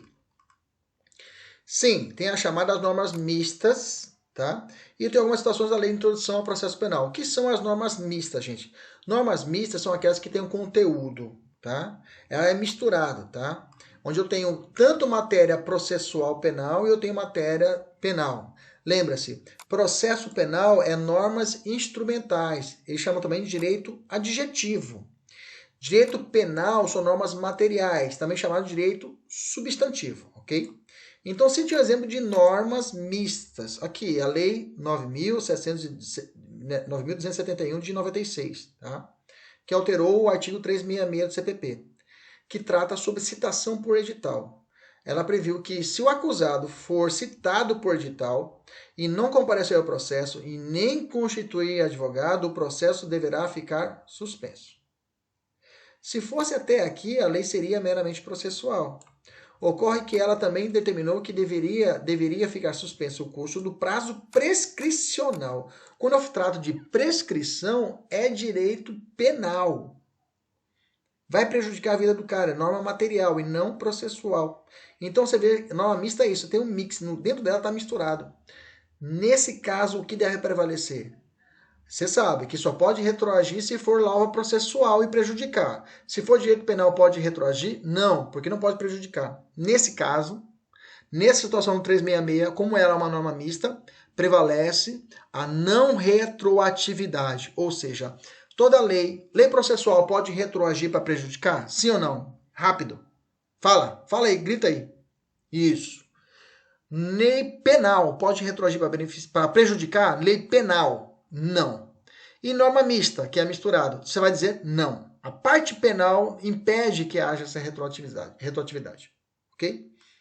Se a lei for híbrida, trazendo preceitos tanto do direito processual penal quanto do direito material, o que deve ser aplicado?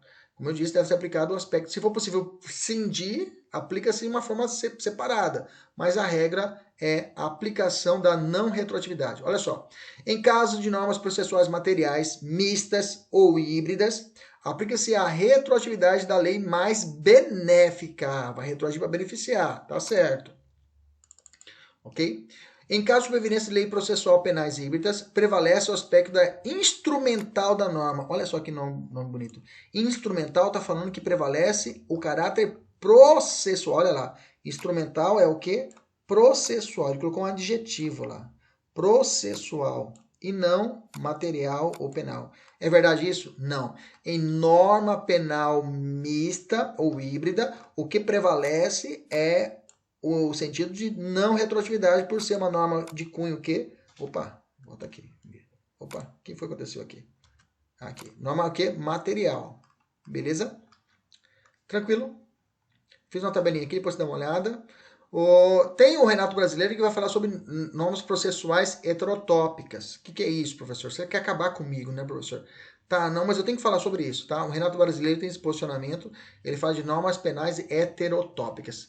Norma processual mista. O que é, professor? Norma processual mista é quando tem uma norma processual que é misturada, parte penal e parte processual. Beleza, você entendeu. Ok? A norma heterotópicas, o que é? É a situação em que, apesar do conteúdo da norma conferir uma determinada natureza, encontra-se prevista em diploma de naturezas distintas. O que é isso? A norma heterotópica. Eu tenho uma... É infiltrada. Lembra-se, norma heterotópica é a norma infiltrada.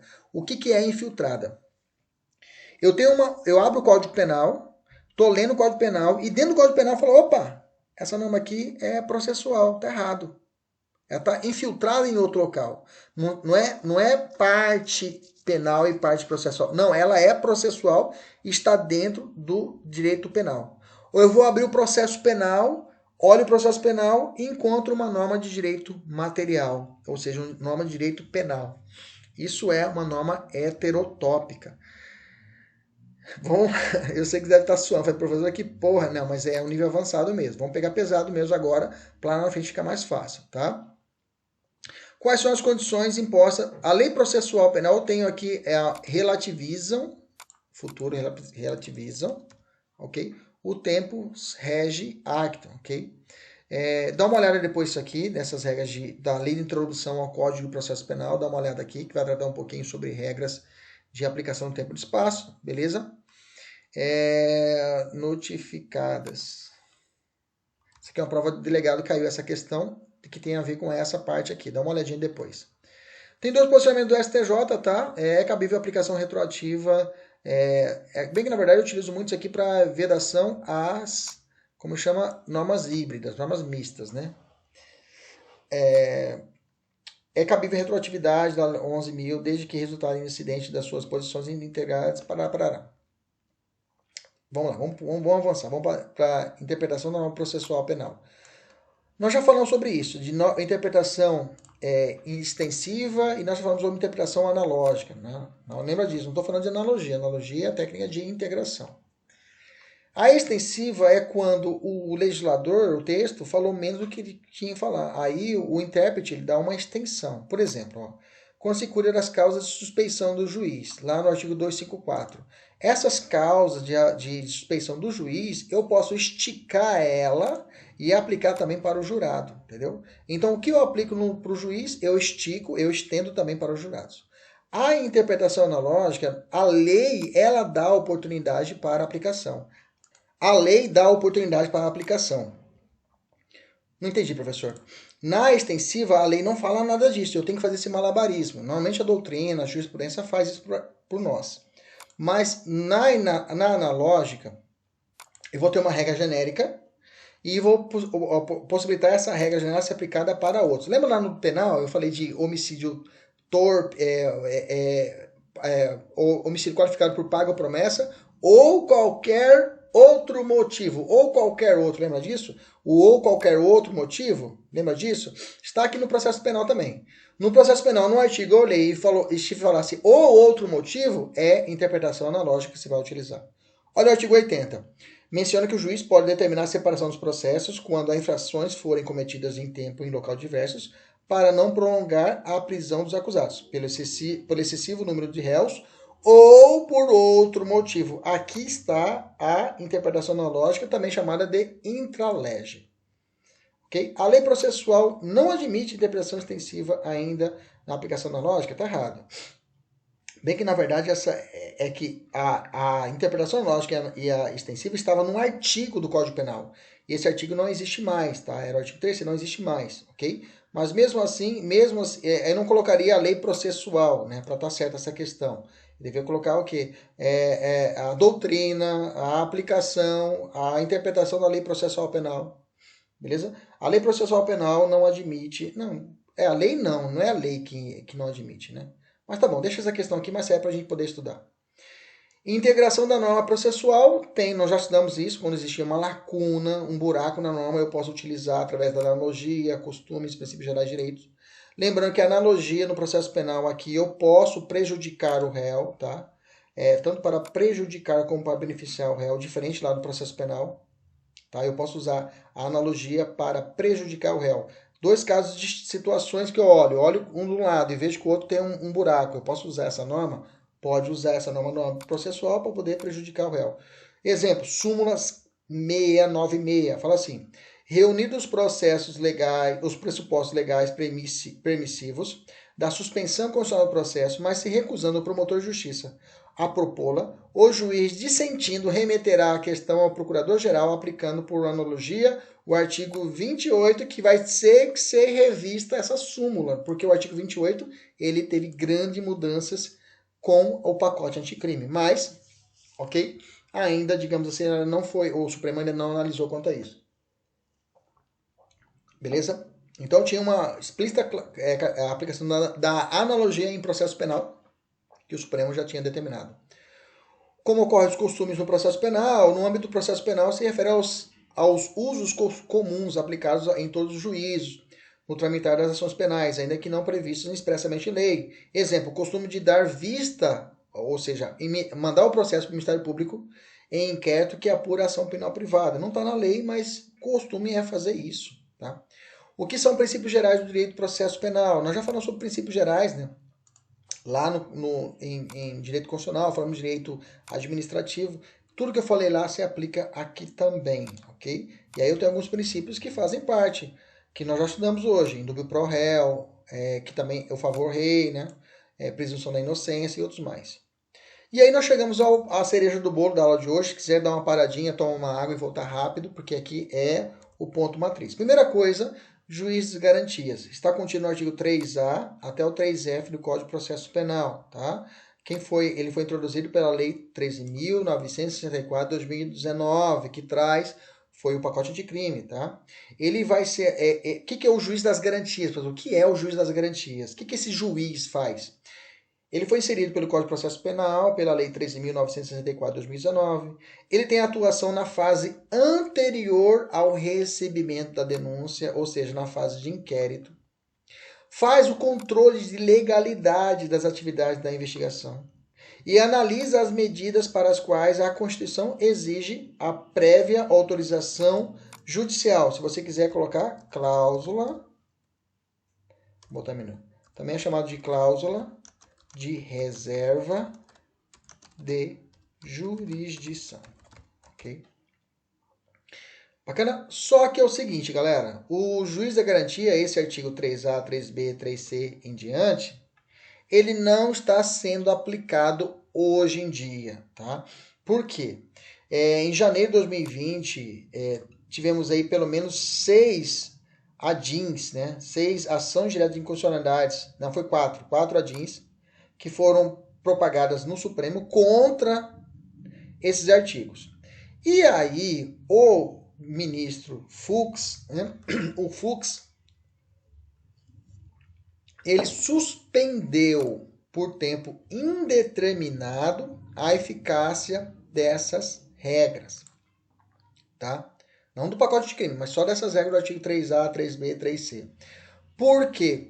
Quais os motivos que ele suspendeu a aplicabilidade? Ele falou o seguinte, o Estado brasileiro não tem ainda a estrutura para poder ter tantos juízes, né? Então, logo deve ter concurso para juiz para caramba, para poder ter juiz. Por quê? Eu vou ter que ter 2 juízes numa comarca, ou um rodízio. Por quê? Vai ter que ter o juiz da fase de inquérito e o juiz da fase de execução. Antes de entrar nele, que nós vamos estudar, já estamos aqui, vamos estudar ele inteirinho. Era importante isso? É assim, quem vive o processo penal, quem advoga, a gente estuda, a gente percebe que realmente quando o juiz ele faz toda a fase investigatória, ele determina as medidas assecuratórias, ele determina a prisão temporária, ele determina a busca e apreensão na fase de inquérito, determina, depois disso converte a temporária, depois ele converte a preventiva, rejeita a liberdade provisória, rejeita relaxamento, vira processo, ele recebe a denúncia, é marcada a audiência, interroga, pede testemunha, ele indefere. Quando chega no final desse processo, meu amigo, o juiz, para poder conseguir absolver o acusado, é muito mais difícil do que para condenar. Porque durante todas essas fases, ele já vai se convencendo. Às vezes, na fase de inquérito, ele já tem o quê?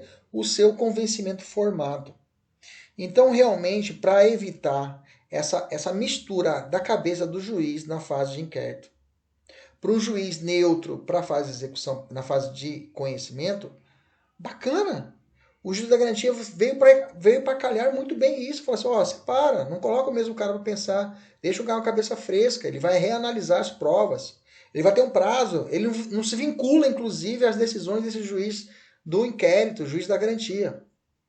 Então, a sacada é bacana. Que criou uma modernidade, trouxe realmente o sistema acusatório no brasileiro, de uma forma independente. Então, calha aplausos, né, para o nosso legislativo quanto a isso. Mas o Supremo falou assim, ainda não dá. Não dá, a ideia é boa, é bacana, tudo muito bom, tudo muito bem, mas não tem tanta gente para trabalhar, beleza? Então, mas mesmo assim, nós vamos dar esse sistema. Vamos entrar nele. Então, no artigo primeiro ponto, no 3A eu já falei isso, inaugurou o sistema acusatório, né? Falou, ó, o processo penal terá estrutura acusatória, eu já falei isso lá atrás para vocês. Qual o sistema processual adotado? Já falei sistema acusatório, agora não tem dúvidas quanto a isso. O artigo 3º A, revogou tacitamente o inciso 1 e 2 do artigo 156? Sim, isso aqui eu já falei lá atrás. Por quê? O que fala o 156? A prova da alegação incumbirá quem a fizer, sendo, porém, facultado ao juiz de ofício, ou seja, ninguém provocou ele, nem o promotor e nem o Ministério Público. Ele poderia ordenar, mesmo antes da iniciada a ação penal, a produção antecipada de provas, okay? Determinar no curso da instrução ou antes de proferir a sentença a realização de diligências para dirimir dúvida sobre ponto relevante. Então, o juiz ele tinha essa liberdade, tentando buscar e fundamentava isso através do princípio da busca da verdade real. Beleza?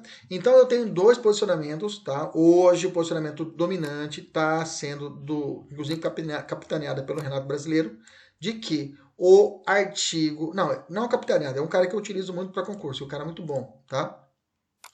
Que foi revogado tacitamente, tá? O inciso 1 e 2 do Código de Processo Penal por força do artigo 3A. Gente, existe um posicionamento minoritário, tá? O enunciado 5, é enunciado, tá? Não é o STJ nem o STF. Da PGJ, Corregedoria Geral do Ministério Público de São Paulo, tá? Eles têm um enunciado, tá? Que não vincula o Mato Grosso, tem nada a ver, mas eles têm um enunciado que fala que não revogou. Tá? Fala que não revogou. Mas, como a doutrina é uma fonte do direito brasileiro, a doutrina é uma fonte, nós temos que realmente, para grande parte da doutrina aqui, houve a revogação tácita do artigo 156. Lembrando, foi revogado, mas não está sendo aplicado o 3A. Então, está valendo ainda. O juiz hoje pode determinar, hoje, o juiz pode, porque não está valendo o 3A ainda. Foi suspensa a eficácia. Entendeu? Então não foi revogada, digamos, em tese, se alguém te perguntar, você fala assim, não, foi revogada tacitamente, ou 156, inciso 1 e 2, todavia, pela falta, pelo fato da suspensão da aplicabilidade pelo Supremo, essa revogação ainda não foi aplicada, digamos assim, ok? Função do juiz da garantia. Eu coloquei um resuminho aqui embaixo, vamos lá. Já gostei bastante, você trabalha bastante, vamos lá. Quais são as funções do juiz da garantia? Tá? Depois dá uma lida no artigo, ponto a ponto, e faça ali as lacunas, ok? Deixa eu diminuir aqui que fica melhor para trabalhar. Vamos lá. Funções do juiz da garantia, vamos lá. Duas funções principais do juiz da garantia são as seguintes. Primeiro, controle da legalidade da investigação criminal. Na parte de investigação criminal, ele vai controlar os atos, se não está tendo abusos quanto a isso. Segundo, garantia dos direitos individuais, autorizando medidas de persecução que estejam sujeitas à cláusula de reserva de jurisdição, ou seja, dependem de prévia autorização judicial. Interceptação telefônica, que já faz, só que vai fazer um juiz só para isso. O rol do artigo 3B, que é esse rol aqui de 18 incisos, ele é exemplificativo ou é taxativo? É exemplificativo, ok? Isso vai ser perguntado em prova. Iremos apontar alguns pontos relevantes. Algumas funções irrelevantes. Vamos lá. Ser informado sobre a instauração de qualquer investigação criminal, bacana. Decidir sobre o requerimento de produção antecipada de provas consideradas urgentes e não repetíveis, assegurando o contraditório para a defesa em audiência pública e oral. Tá? Cuidado essa pegadinha aqui. Vou colocar só audiência pública. Determinar o trancamento do inquérito policial. Trancamento, esse termo não se usava, né? Agora está se usando, né? Se usando agora na lei, né? Já usava isso em habeas corpus. Quando não houver fundamento razoável para a instauração do prosseguimento, se pode conseguir esse trancamento através do habeas corpus. Julgar o habeas corpus impetrado antes do oferecimento da denúncia, bacana. O juiz das garantias. Determinar a instauração de incidente de insanidade mental, bacana. É ele também. Decidir sobre o recebimento da denúncia ou queixa. Veja, ele que faz o recebimento da denúncia. Não é o juiz da fase de conhecimento, é o juiz das garantias que fazem isso. Decidir sobre a homologação de acordo de não persecução penal, bacana. Ou de colaboração premiada, bacana, quando formalizados durante a investigação. Você sabe que o delegado pode elaborar o acordo de colaboração premiada, né? Não persecução penal tem que ter o juiz, ok? O promotor que oferece aquele crime que não ultrapassa 4 anos, parará.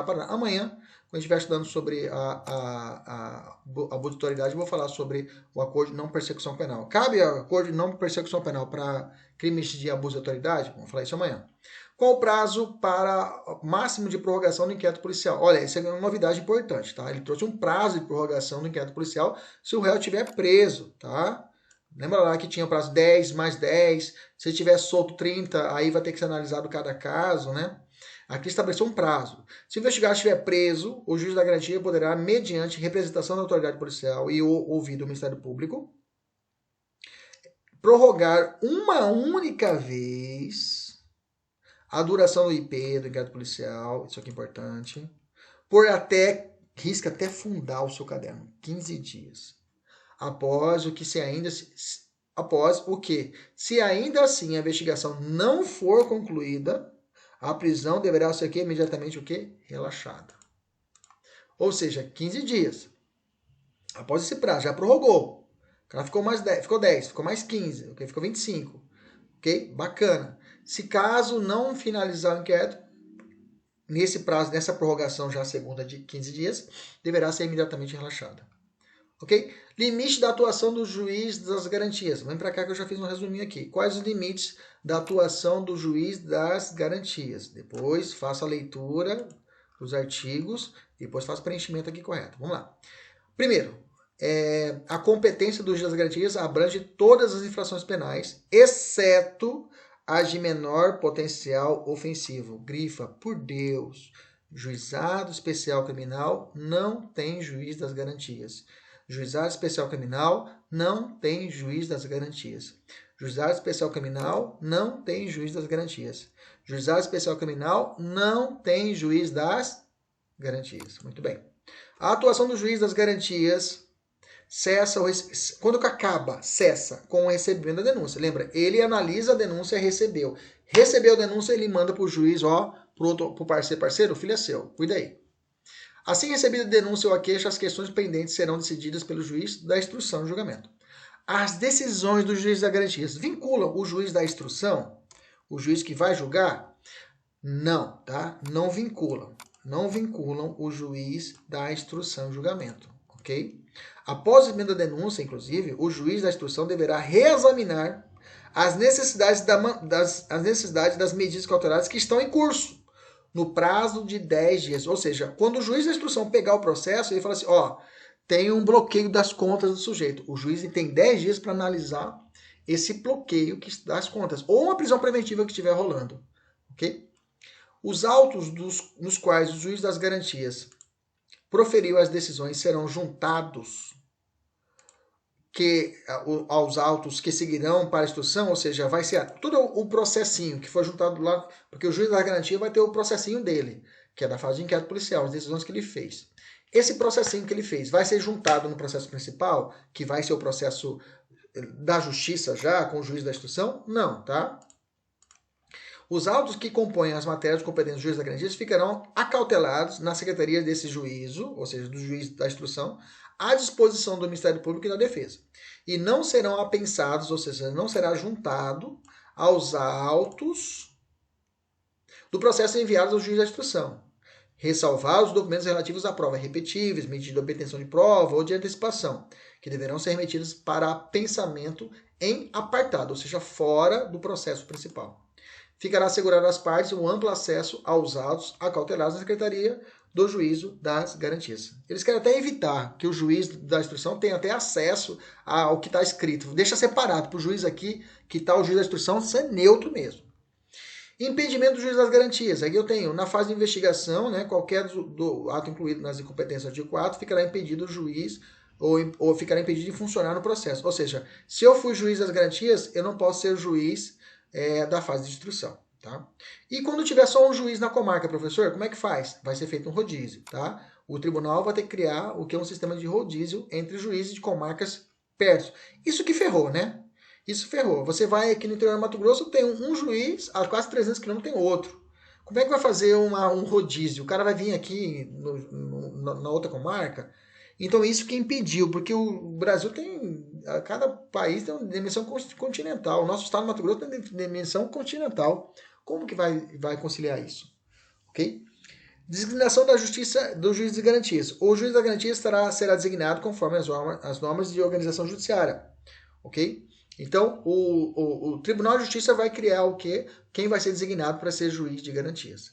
Regra de tratamento de preso. O artigo 3F traz uma regra de tratamento do preso. Olha só, o juiz da garantia deverá assegurar o cumprimento das regras de tratamento impedido dos presos, impedindo o acordo ou ajuste de qualquer autoridade com órgãos de imprensa para explorar a imagem da pessoa submetida à prisão sob pena de responsabilidade civil, administrativa e penal. Essa é a função dele, ele faz esse controle também. E eu falei, essa situação de acordo e ajuste, qualquer autoridade pode colocar o cara na mídia social. Okay?